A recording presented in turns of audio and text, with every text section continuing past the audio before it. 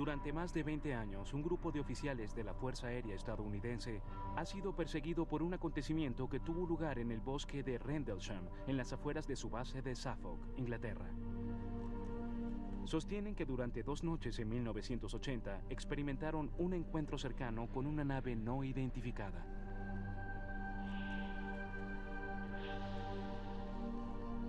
Sus relatos hacen del incidente de Rendlesham uno de los más detallados y mejor documentados hasta la fecha.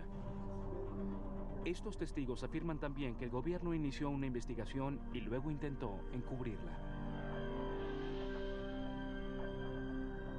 El evento tiene un misterioso velo, similar al del avistamiento ocurrido 33 años antes, cuando una nave extraterrestre presuntamente se estrelló cerca de una base militar en Roswell, Nuevo México.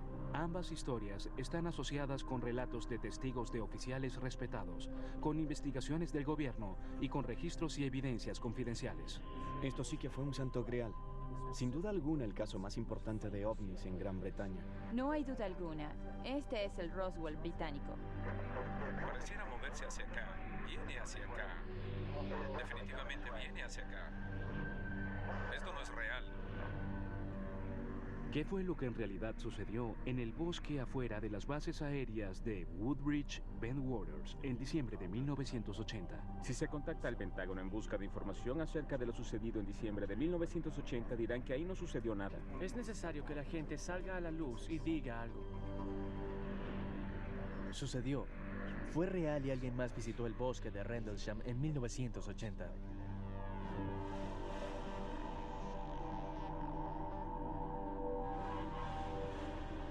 Esta es la base de Bentwaters de la Real Fuerza Aérea, localizada a 112 kilómetros al norte de Londres. Lo que es ahora un puesto inactivo fue una vez una instalación militar altamente sofisticada. La función principal de esas bases gemelas era brindarle apoyo a los esfuerzos de la OTAN. En caso de que hubiera una guerra en Europa, movilizábamos nuestras aeronaves A-10 para respaldar cualquier esfuerzo que se nos ordenara llevar a cabo. En 1980, con las tensiones de la Guerra Fría en su apogeo, las bases aéreas de Bentwaters y Woodbridge son operadas por unos 12.000 empleados de la Fuerza Aérea estadounidense, los que las convertía en uno de los complejos más grandes de la OTAN en toda Europa. Pero la base, rodeada por el denso bosque de Rendlesham, guarda un secreto. Este era el área de almacenamiento de armas de Bentwaters. Lo que aquí se guardaba es oficialmente confidencial, pero los investigadores y observadores opinan que se guardaba un arsenal nuclear masivo debajo de estos búnkeres de concreto. Los extraordinariamente seguros búnkeres subterráneos, con capas alternas de acero, concreto, tierra, acero, concreto y tierra, guardaban alrededor de 300.000 kilotoneladas de equipos nucleares. Los aviadores estadounidenses asignados a esta base están altamente calificados. Están entrenados para enfrentar situaciones de vida o muerte con la mente tranquila y clara. Eso hace que los acontecimientos en Rendlesham sean aún más misteriosos, porque lo que vieron la noche de Navidad de 1980 hizo que estos rudos hombres temblaran de terror.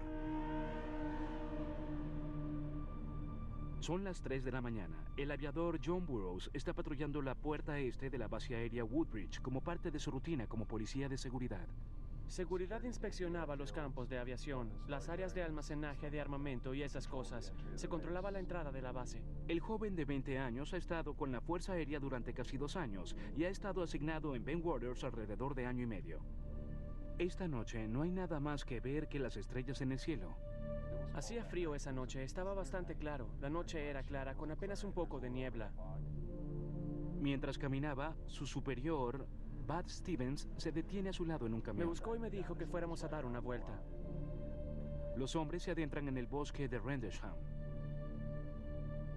De pronto, el sargento Stevens nota una extraña luz en el bosque justo al lado de la vía. Él preguntó si eso era normal y yo miré y vi que se trataba de un extraño resplandor en el bosque. Le dije, no, no es normal. Burroughs tiene un mal presentimiento. Sentimos mucho peligro de que algo no marchaba bien. Había luces de distintos colores, como si fuera un adorno navideño, luces de diferentes colores que se encendían y apagaban. Alarmados, los hombres se regresan deprisa hasta la entrada para llamar a la oficina de vuelos desde una línea telefónica segura. No quieren transmitir la información por radio. Por insistencia de Burroughs, transfieren la llamada al Control de Seguridad Central de la Base, o CSC. El comandante de guardia envía al sargento Jim Penniston, de 26 años, al lugar. Penniston ha sido policía de seguridad de la Fuerza Aérea durante 7 años. Me dijeron que tenía que salir por la puerta este porque sucedía algo. Pregunté qué pasaba. Prefiero que sea el patrullero del lugar quien te cuente lo que es, me respondieron. Yo pregunté si no podía esperar y me dijeron que no. En minutos, Penniston y el chofer llegan a la puerta este. Burroughs y Stevens le señalan el bosque. Vi algo multicolor, amarillo y rojo, que estaba como a 300 metros. Parecía que una aeronave se había estrellado. Ese es el color que se obtiene cuando se quema el titanio y el combustible. Penniston llama al CSC y le conceden la autorización para investigar un posible accidente aéreo. Si era que una nave se había estrellado, podíamos ofrecerles asistencia y apoyarlos con seguridad. Como parte del procedimiento normal, el sargento Penniston intenta obtener información de Bud Stevens. Y pregunté, ¿escuchaste cuando se estrelló? Y él dijo, no se estrelló, aterrizó. Stevens tiene demasiado miedo para ayudar en la investigación. Regresa a su puesto mientras que Burroughs y Penniston proceden sin él. Poco tiempo después, parte con el chofer y se dirigen hacia la misteriosa luz. Cuando ya no pueden maniobrar el vehículo entre los densos árboles, Burroughs y Penniston continúan a pie. Caminan alrededor de 50 metros y notan una gran interferencia en sus radios.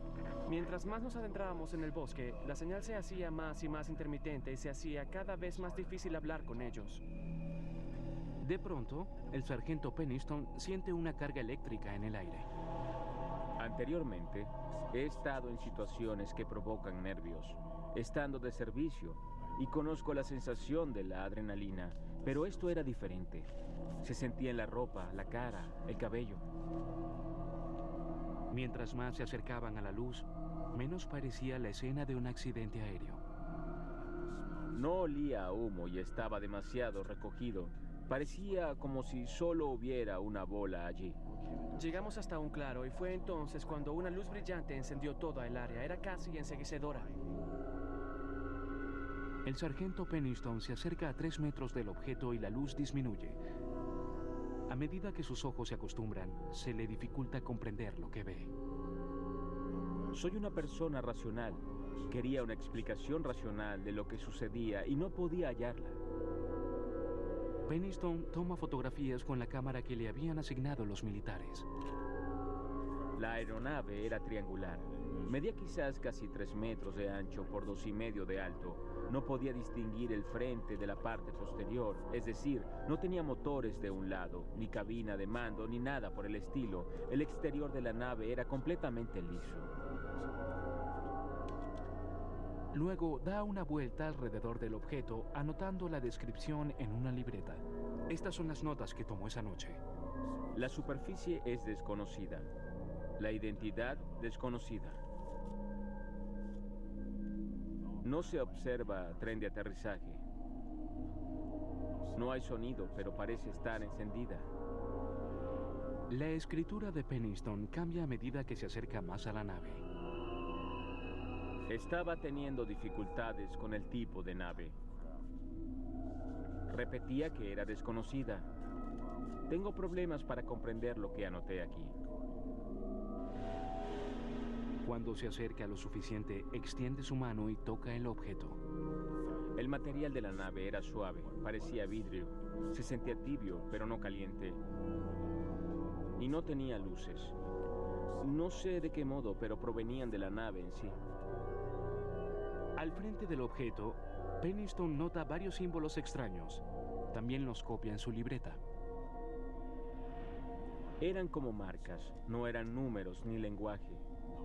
Había varios, quizá 6 símbolos de aproximadamente 1 metro de ancho. No estaba entrenado para lo que estaba viviendo. Repentinamente, el objeto emite un rayo de luz enceguecedor. Los hombres se cubren. Luego el objeto despegó, se elevó y se alejó por encima de los árboles. La mejor forma de describir la velocidad de la nave al alejarse del área es quizás diciendo que fue un abrir y cerrar de ojos. Nunca he visto nave alguna moverse tan rápidamente en toda mi carrera en la Fuerza Aérea y no creo que la vuelva a ver jamás. Mientras los hombres se ponen de pie lentamente, su atención se vuelve hacia otro rayo de luz entre los árboles. Primero asumen que es la nave, pero con una segunda mirada se dan cuenta de que se trata del faro Artful Ness, a 8 kilómetros de distancia. Burroughs y Pennington verifican sus radios. Están funcionando de nuevo. Ahora son alrededor de las 5 de la mañana. Han pasado unas 2 horas desde que divisaron las misteriosas luces del bosque por primera vez. Se comunican con el CSC y su comandante les ordena reunirse con un equipo de seguridad de vuelta a la puerta este.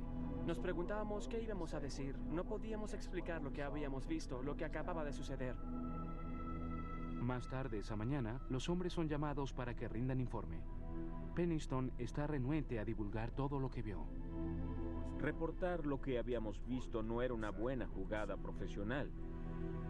Entramos a la oficina del comandante de guardia y le dimos una versión incompleta de lo que había sucedido aquella noche. Luego de rendir informe, Pennington dice que el comandante de guardia le hace una advertencia un poco disimulada. Nos dijo: señores, el proyecto Blue Book terminó en 1969 y a veces es mejor dejar las cosas tranquilas. El proyecto Blue Book era el nombre codificado de la controversial unidad de investigación de ovnis de la Fuerza Aérea estadounidense. Antes de que fuera disuelta, su objetivo era determinar si los ovnis eran una amenaza potencial para la seguridad de la nación. A pesar de la advertencia del comandante, el sargento Pennington no puede sacarse el extraño encuentro de la mente. Regresé a mi casa y no podía dormir. Debo haberme sentado en distintos lugares de la casa durante 1 o 2 horas y finalmente me dije: debo regresar allá. Regresa al lugar con un poco de yeso. Su plan: hacer moldes de cualquier hendidura hecha por la nave. No me iba a marchar hasta obtener respuestas. Quería algo tangible. Detecta 3 impresiones redondas en un patrón simétrico sobre el suelo. Tienen unos centímetros de profundidad y se encuentran a escasos 3 metros las unas de las otras. Había la misma distancia entre cada una de las marcas y tenían alrededor de 5 o 7 centímetros de espesor. Estos son moldes hechos por Pennington la mañana después de su avistamiento. Él cree que muestran las marcas que dejó la nave al aterrizar en el suelo del bosque. Decide no enseñárselas a sus superiores. Junto con sus anotaciones y el rollo de fotografías, el sargento tiene ahora los 3 moldes de yeso para ayudar a respaldar su historia, pero la evidencia física de Pennington no resuelve el misterio de Rendlesham. Tan solo 2 noches después, el ovni regresa y esta vez el subcomandante de la base hace un escalofriante registro de su propio encuentro. Ahora observamos lo que parece ser un rayo que baja hasta el suelo. Esto es irreal. Finales de diciembre de 1980. Avistamientos de una misteriosa aeronave en el complejo de Broadbridge Bentwaters de la OTAN en Suffolk, Inglaterra, han puesto nerviosos a muchos aviadores. Los extraños encuentros comenzaron la noche del 25, cuando aviadores reportaron haber visto luces inusuales. A tempranas horas del 26, 2 hombres aseguran haberse acercado a pocos metros de una nave que había aterrizado en el bosque aledaño. Es ahora la tarde del 27. El subcomandante de la base, el teniente coronel Charles Holt, de 40 años, asiste a una fiesta en el club de oficiales. Su celebración se ve interrumpida cuando uno de sus hombres llega muy consternado. Apareció blanco como un papel. Y no era el tipo de persona que se alteraba fácilmente. Era un ex infante de marina. Dijo: está de vuelta. Nos miramos y preguntamos qué es lo que estaba de vuelta. Respondió: el ovni. Luego de 2 noches de perturbadoras historias, Holt decide investigar por sí mismo. La policía pasaba más tiempo mirando hacia el cielo que vigilando las aeronaves que se suponía debían estar protegiendo. Era hora de ponerle punto final a aquello. Holt le ordena a un equipo de seguridad de 3 hombres que alisten sus equipos y que se reúnan con él en el cuartel. En minutos, parten hacia el bosque de Rendlesham. Cuando Holt llega, ya se ha colocado un cordón de seguridad alrededor del perímetro del bosque. A Holt se le informa de la situación y se le dice que el ovni ya no está visible, pero que los hombres están experimentando misteriosos apagones de sus reflectores de alto poder llamados superfocos. Holt y su equipo toman sus instrumentos, una cámara fotográfica, un contador Geiger para medir la radiación y un dispositivo de visión nocturna llamado Starscope. Me llevé mi pequeño grabador de cinta personal que llevo a casi todas partes para grabar lo que sucede. El equipo se adentra en el oscuro bosque. Yo iba a investigar y a mostrarles que definitivamente había una muy razonable explicación para todo. Lo siguiente es la grabación que Holt hizo esa noche. 45 metros o más del lugar de partida. Sospecho que está el punto de impacto. Tenemos algo de dificultad. No podemos hacer que funcionen los superfocos. Parece que presentan algún tipo de problema mecánico.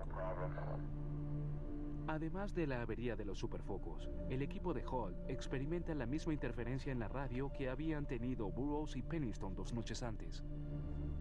Caminan por el área en la que Burroughs y Penniston reportaron haber visto la misteriosa nave, cuando Holt divisa cortes profundos en las cortezas de varios árboles. Parecieran haber sido golpeados por un objeto de gran tamaño. Holt le ordena a uno de sus hombres que les tome fotografías. Tomó fotografías de las hendiduras de los árboles y todo. Todo el tiempo se escuchaba el clic de las cámaras. El medidor Geiger comienza a registrar niveles altos de radiación, pero solo en las áreas que rodean el presunto punto de aterrizaje. Estamos obteniendo lecturas del árbol del que estamos tomando muestras del lado que da hacia el presunto punto de aterrizaje. Máximo 4 puntos. Hasta 4. Interesante. Correcto. Estamos tomando la medición ahora. 4. ¿Ese es lo más alto en el árbol? Sí, señor. Y si se acerca a la parte trasera, no hay lectura alguna. De pronto, el oscuro bosque cobra vida con ruidos. Escuchamos unos ruidos extraños de animales del corral del granjero. Están muy activos y están haciendo muchísimo ruido. Todos los animales del bosque estaban activos haciendo ruido. Y los animales del corral de la granja que se encontraban al lado del lugar también estaban muy activos. Uno de sus hombres señala una luz que resplandece en la distancia. Con su grabadora en marcha, Holt documenta cada momento de este encuentro. ¿Viste una luz? Tranquilo, ¿dónde? Justo aquí, al frente, entre los árboles.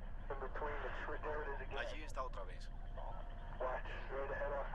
Observe, justo al frente de mi linterna. Sí, yo también la veo. ¿Qué es? No sabemos, señor. Vimos un objeto resplandeciente rojo. Parecía un ojo. Esa es la mejor descripción.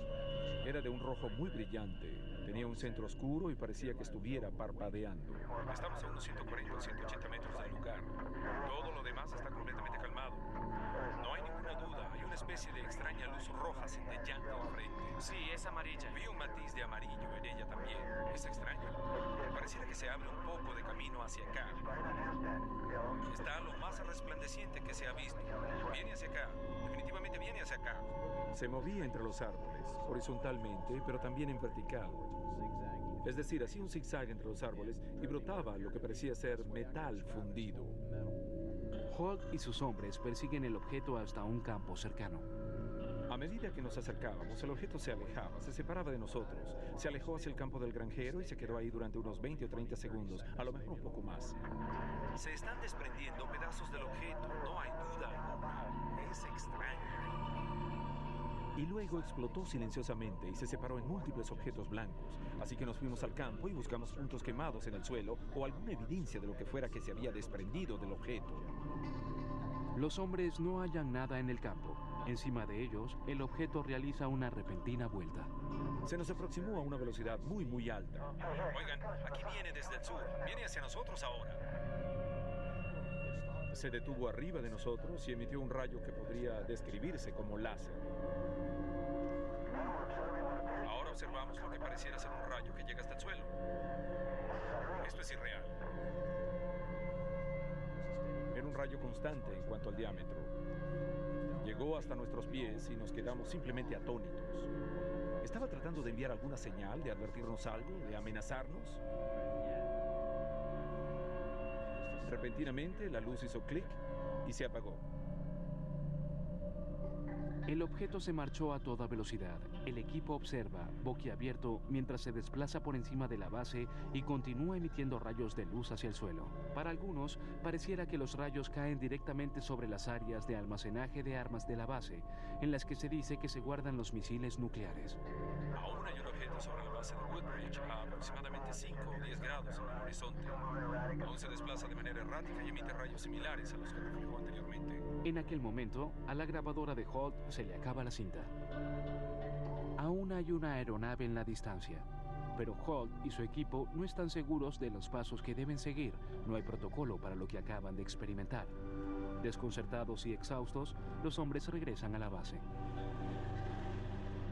El aviador John Burroughs, quien había visto un ovni 2 noches antes, llega al lugar junto con el sargento Adrián Bustinza. A Burroughs le preocupa de inmediato el comportamiento de los hombres que regresaban del campo. Se comportaban, no sé, de un modo extraño. Estaban alterados. Luego de una corta conversación, Burroughs divisa una luz azul resplandeciendo en el mismo claro que Holt acababa de examinar. El aviador está decidido a ahondar en la investigación. Lo estaba molestando y le decía, vamos, coronel, déjeme ir a ver. Así que finalmente nos autorizó a mí y a Bustinza a ir a echar un vistazo más de cerca. Los hombres se dirigen hacia el extraño resplandor azul en el campo. Rápidamente, la adrenalina comienza a fluir y Burroughs comienza a correr hacia el lugar. Me acercaba a lo que quiera que fuese y de pronto ya no estaba. El campo queda a oscuras, lo que deja a los aviadores asustados y confundidos. Simplemente desapareció. Estaba parado en medio del campo y no había nada allí. Burroughs se voltea hacia Bustinza con incredulidad. Me preguntó qué había sucedido y yo le respondí que no sabía a qué se refería. Me dijo que yo estaba como envuelto por las luces, como si de pronto estaba allí. Me cubrieron las luces y desaparecí. Burroughs y Bustinza regresan a la base.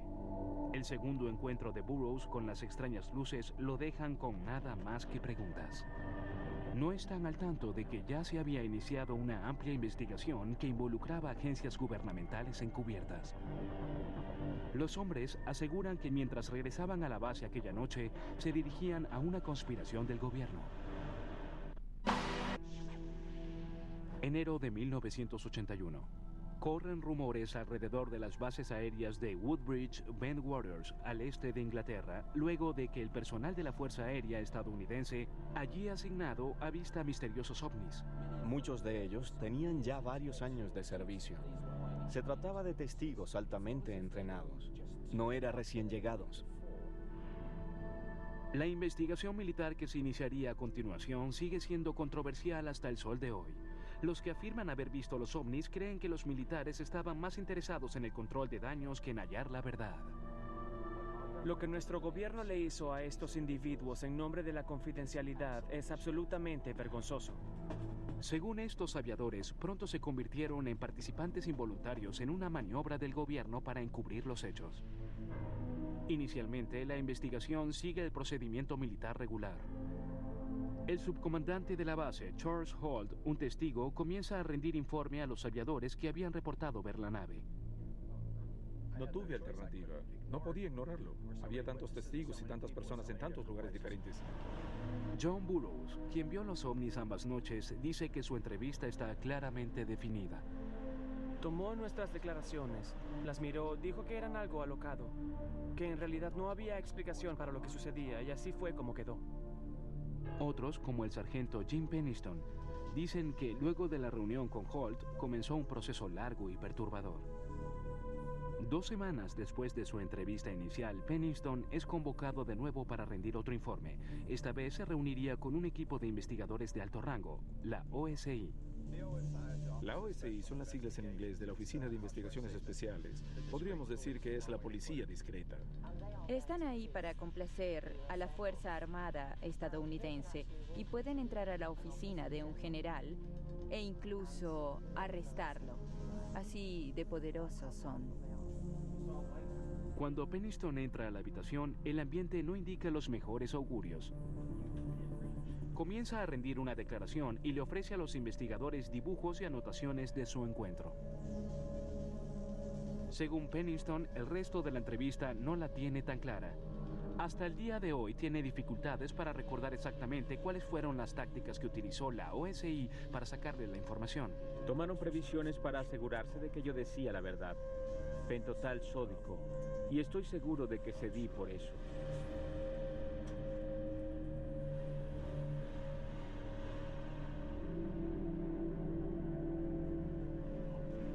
Y esperando que ellos entendieran que todo lo que decía era verdad, creo que los autoricé a que lo utilizaran. Creo que sí.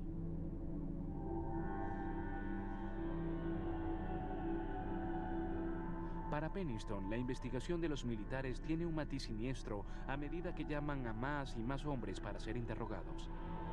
Poco después de los acontecimientos, el sargento Adrian Bustinza, quien había acompañado a John Burroughs al campo, es llevado a una habitación subterránea de la base para ser interrogado. Incluso en la actualidad, Bustinza se niega a hablar públicamente acerca de los hechos ocurridos esa noche. Según la autora Georgina Bruni, posteriormente él confió en ella. Le dijeron que lo que había visto era la luz del faro, pero él respondió que no, que había visto mucho más que eso. No estás entendiendo, ¿verdad?, le dijeron, y no dejaron que se marchara hasta que cambiara de parecer. Fue solo cuando le advirtieron que las balas costaban muy poco que él decidió aceptar la versión de que había visto el faro. Otros testigos también afirman que se les ordenó que olvidaran sus historias acerca de haber visto ovnis. Nos dijeron que no podíamos hablar sobre eso, que lo tratáramos como si fuera secreto, y eso fue todo. Según el aviador Burroughs, los signos de que el gobierno quería encubrirlo eran evidentes.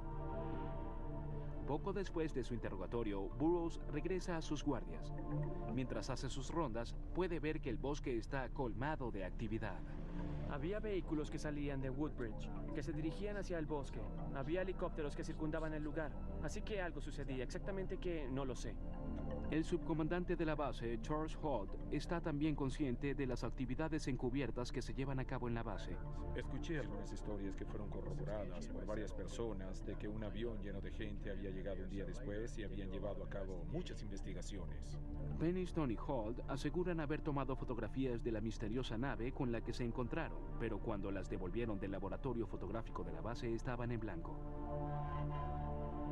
La mayoría de las fotografías estaban veladas. Me pareció poco usual. Creo que las fotografías que me enviaron estaban intencionalmente en blanco. Eso es lo que pienso. Incluso el teniente coronel Holt, el testigo de mayor rango, opina que los militares lo mantienen en secreto incluso a él. A medida que continúa la investigación, le piden que haga un informe basado en sus entrevistas con los otros testigos y que se lo entregue a sus superiores. Según Holt, tienen entendido, el documento será compartido con el gobierno británico. Holt hace lo que se le pide y entrega un informe que lleva por título Luces inexplicables. Escribe, los individuos reportan haber visto un extraño objeto resplandeciente en el bosque. Describieron el objeto como con apariencia metálica y de forma triangular. No es un informe definitivo, faltan muchos de los detalles o están incorrectos y a veces las descripciones son vagas.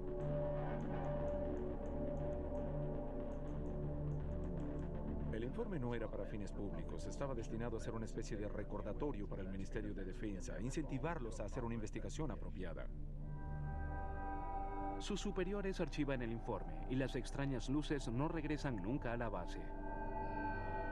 A la larga, los rumores acerca de una nave extraterrestre desaparecen. Durante 3 años, el público se mantiene al margen en cuanto a lo sucedido en las bases aéreas. Luego, en 1983, surge un nuevo testigo con un sorprendente relato acerca de un encuentro con un ovni. Un encuentro que solo acentuaría el misterio de Rendlesham. Prepárate a conocer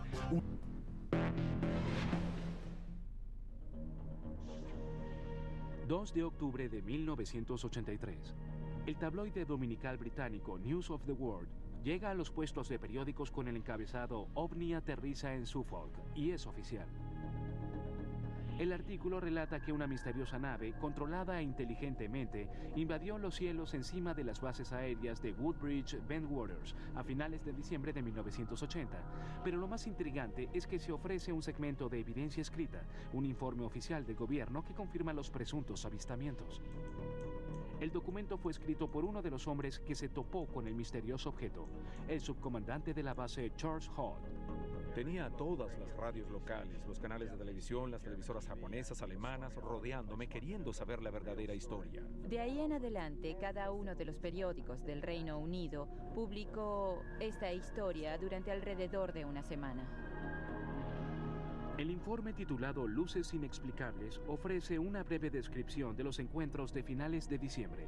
Incluye la descripción de Jim Penniston de un extraño objeto que hacía maniobras entre los árboles, así como el relato de Holt sobre una luz roja como la del sol en el cielo nocturno.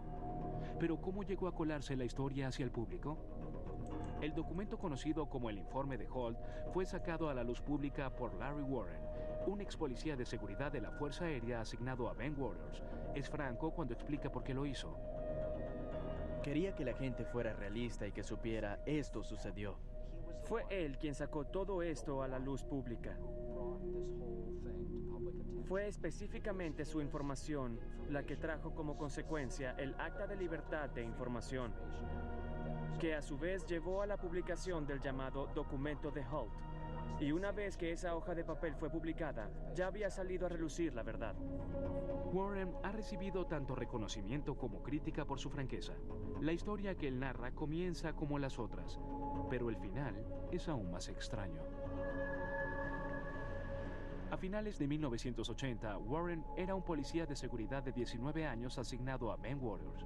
Según Warren, luego de la medianoche del 29 de diciembre, es relevado de su puesto y se le ordena dirigirse al bosque para ayudar con la investigación del coronel Holt. Al llegar a un claro, ve a un grupo de militares rodeando un objeto resplandeciente. Había un objeto sobre el suelo de este campo. Parecía una película de ciencia ficción, pero había algo con vida asociada a ella. No salió por ninguna puerta y no había ventanas. Era una cosa y cambiaba todo el tiempo. Al acercarse a tan solo unos pasos de la nave, Warren dice que presencia algo asombroso. Hay oficiales y aviadores de frente al objeto y 3 pequeñas entidades resplandecientes paradas en la luz. Lo que él ve y los otros hombres que se encuentran cerca también son 3 formas humanoides. Había algo separado de la nave con estas 3 entidades que parecían niños. Warren luego observa cómo un oficial de alto rango comienza a comunicarse con los seres. Los oficiales de alto rango parecían estar siguiendo algún tipo de protocolo. Parecía que existía un procedimiento. Luego sacan a Warren del lugar y no se le da explicación alguna de lo que acaba de ver. Al día siguiente, cuenta Warren, lo llevan a una habitación con otros testigos para rendir informe. Recuerda un proyector de películas y a 3 hombres vestidos de traje. Nos mostraron diferentes grabaciones de actividades militares con ovnis que databan quizás de los años 40. Como los otros testigos, Warren dice que mientras más se le interroga, más distorsionada se vuelve su memoria. Recuerda lo que sucedió a continuación como una serie de escenas que no tienen mucho sentido.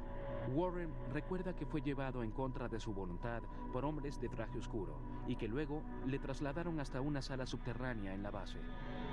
Recuerdo que estaba sobre una mesa, había gente que me hablaba y médicos y gente de la Fuerza Aérea detrás de ellos.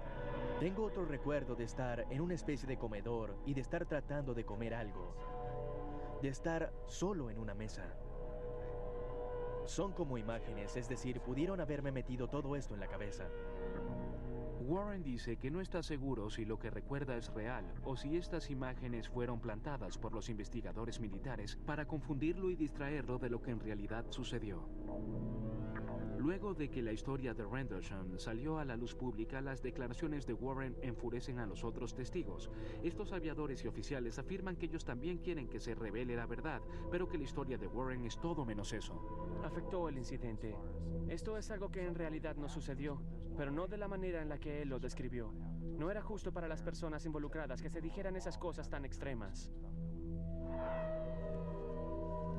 Partes de su historia sí corresponden con otros relatos de testigos.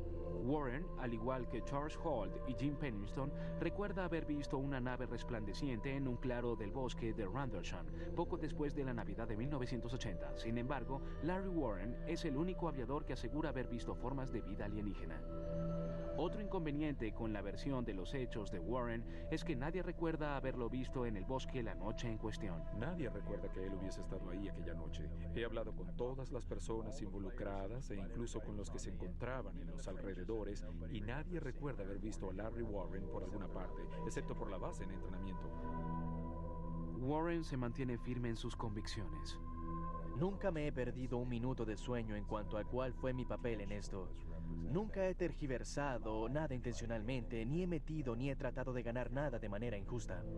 Las contradicciones en torno al caso de Rendlesham han sido muy frustrantes para los investigadores de ovnis. Mientras hay testigos múltiples y confiables, aviadores entrenados para ser buenos observadores y mantenerse calmados bajo circunstancias extremas, las discrepancias entre sus historias son difíciles de ignorar. En los años siguientes, los investigadores luchan por revelar el misterio. Luego, en el año 2002, archivos gubernamentales confidenciales revelan nuevos hechos acerca de esas misteriosas noches en el bosque. El supuesto lugar donde la nave alienígena aterrizó. Desde 1983, el incidente de ovnis de Rendlesham ha acaparado la atención alrededor del mundo, pero incluso en la actualidad no hay explicación para lo que el personal de la Fuerza Aérea estadounidense asegura haber visto en el bosque y los cielos de Suffolk, Inglaterra. Algunos expertos que han revisado los informes sobre las extrañas luces y la nave resplandeciente han concluido que estos avistamientos son un simple caso de ilusión óptica. El mayor retirado de la Fuerza Aérea y astrónomo James McGehee se enteró del incidente por casualidad. La primera vez que escuché acerca del caso del bosque de Rendlesham fue en 1983 cuando estaba en la base conduciendo un ejercicio militar allí en una asignación temporal. Durante su recorrido, descubre que a 8 kilómetros de las bases gemelas, en las orillas del Mar del Norte, se encuentra el faro Orford Ness. McGehee piensa que los testigos confundieron este faro con un ovni. Si se está a la intemperie, bajo un cielo oscuro, una fría noche de diciembre y el faro da vueltas, reflejando este brillante rayo de luz que se mete por entre los árboles, seguramente tendrá algún efecto poco común. La luz se esparce con los árboles. John Burroughs mencionó este faro en su primera declaración a los superiores. En el informe dice que luego de que desaparecieron las misteriosas luces, él pensó que el faro era otra nave, pero que rápidamente se dio cuenta de su error. Quiero aclarar algo, por si alguien quiere darle un giro. Si leen la declaración, en especial la mía, se distingue bien entre lo que vimos al principio, el hecho de haber visto luego la luz del faro, de haberla seguido. En ninguna parte digo que pensé que la luz del faro fuera el objeto. He investigado mucho este faro y se puede hablar de él eternamente, pero no hay forma alguna de que la luz de un faro pueda llegar a 8 kilómetros de distancia, verse por entre los árboles y disparar rayos de luz hacia el suelo. Así que, en todo caso, no se trata de un faro. Pero McGehee asegura que hay una segunda explicación para las luces en el cielo y no tiene nada que ver con ovnis. En la noche del 25 de diciembre, alrededor de las 9:30, un satélite Cosmos penetró de nuevo la atmósfera de la Tierra. Debió tener la apariencia de una bola de fuego que es un meteorito muy resplandeciente. Durante casi 20 años, los escépticos y los creyentes han continuado su búsqueda por respuestas. En el 2002, gracias en parte a investigadores como Georgina Bruni, el gobierno británico finalmente emite una nueva serie de registros. Los expedientes proporcionan información adicional sobre el caso, pero también plantean nuevas interrogantes. Ponen en claro que el gobierno británico había investigado los misteriosos avistamientos en 1981. Este hecho parece indicar que los investigadores militares no creían que los avistamientos se debían al faro o a un satélite. Pero los expedientes revelan además algunas de las deficiencias de esa investigación. Descubrimos que algunas de las instalaciones de radares tenían fallas, que las cámaras no funcionaban bien las noches en cuestión o estaban presuntamente defectuosas y que no tenían rollo. Para ese momento, los investigadores basaron su investigación en el memo original escrito por el teniente coronel Charles Holt. Su documento estipula que el primer evento ocurrió el 27 de diciembre, pero los avistamientos comenzaron en realidad el 25. El error de Holt ha hecho que los investigadores examinen las noches equivocadas durante 20 años. Esa es una revelación frustrante para Nick Pope, un oficial del Ministerio de Defensa. Este era quizás el acontecimiento con ovnis más importante que jamás tuviera lugar en suelo británico. Y sin embargo no solo estaban erradas las fechas, sino que se había perdido un tiempo muy valioso. Además, fue mucho lo que se excluyó de los expedientes. Los investigadores esperan que tanto el gobierno estadounidense como el británico publiquen más información, incluyendo las fotografías que fueron tomadas por el personal de la Fuerza Aérea. Estas son las únicas fotografías que quedan de la investigación.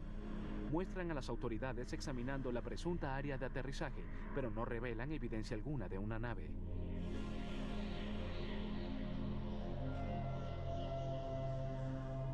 La posición de los funcionarios de la Fuerza Armada estadounidense es que los acontecimientos no representan ninguna amenaza para la seguridad nacional. Para muchos, esta declaración no suena cierta. Si en realidad se almacenaban armas nucleares en la base, entonces los militares habrían estado muy preocupados acerca de la presencia de una nave no identificada. Había objetos que volaban por encima del área de almacenaje de armas y que emitían rayos de luz hacia el suelo. Si eso no tiene importancia desde el punto de vista de la defensa, entonces ¿qué lo tiene? Los escépticos lidian con la misma pregunta, pero en sus mentes, la respuesta de los militares reafirma su posición de que no hubo visitas de ovnis en el bosque de Rendlesham. Esto fue durante la Guerra Fría. Hay que tener en cuenta que la seguridad en estas bases era muy estricta. Cualquier cosa que sucediera cerca de la línea de combate en la que había estas costosas aeronaves tácticas o en las áreas de armas, de inmediato causaba una reacción por parte de la base entera. Se habría despertado a todos y habrían actuado ante algo como eso. Y por supuesto, eso no sucedió. Incluso Charles Holt, el subcomandante de la base, se siente frustrado en cuanto a su búsqueda de respuestas. Me la pasaba pidiéndole respuestas a Moreland, el líder del escuadrón y oficial del vínculo británico. ¿Acaso no le importa a nadie? ¿No les interesa? Sentía que me dejaban de lado. A pesar de que continúan presionando al gobierno para que dé más información, algunos investigadores opinan que los expedientes que faltan y errores cometidos al comienzo de la investigación militar puede que hagan del caso de Rendlesham un misterio perdurable. En cualquier investigación, sin importar lo que se investiga, si no se aprovechan las primeras 24 horas para tratar de hallar la verdad, las probabilidades de éxito disminuyen rápidamente. El problema con el incidente Rendlesham es que sucedió en época navideña. Muchos de los miembros del personal clave estaban de permiso, y creo que hubo un poco de vacío para la toma de decisiones. La información recientemente publicada no es suficiente para que los hombres que tienen que ver con Rendlesham dejen el incidente ya en paz. Por ahora ellos poseen unas cuantas piezas de evidencia intrigante que resta de sus extraños encuentros. Los moldes de yeso de Penistone y los dibujos. Las grabaciones de Holt. Estamos como entre 140 y 180 metros del lugar. Todo lo demás está absolutamente calmado. Jim Penistone, Larry Warren y John Burroughs continúan preguntándose por qué el gobierno oculta la verdad. Hay una cadena de mando, una cadena de custodia. Le hacen seguimiento a todo y quieren hacer ver que este asunto desapareció, que pasó, pero no es así. Técnicamente nosotros éramos parte de algo encubierto. Quizás empezamos cuando hicimos la versión preparada del informe inicial. Como decía John Lennon, una conspiración de silencio habla más fuerte que las palabras. Y eso es un hecho. Continuaré desilusionando gente mientras pueda con esto y gritándolo para que sepan que esto sucedió, que miren y luego juzguen por sí mismos. En los Estados Unidos todo el mundo ha escuchado sobre Roswell, pero solo los investigadores de ovnis saben realmente de este caso. Y sin embargo considero que este caso es, de muchos modos, más importante que el de Roswell.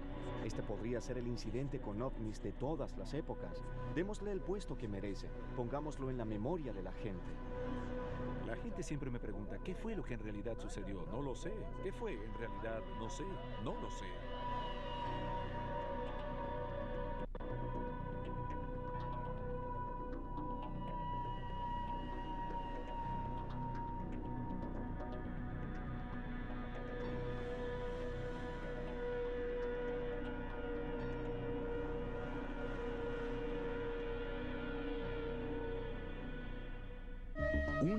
Para encontrar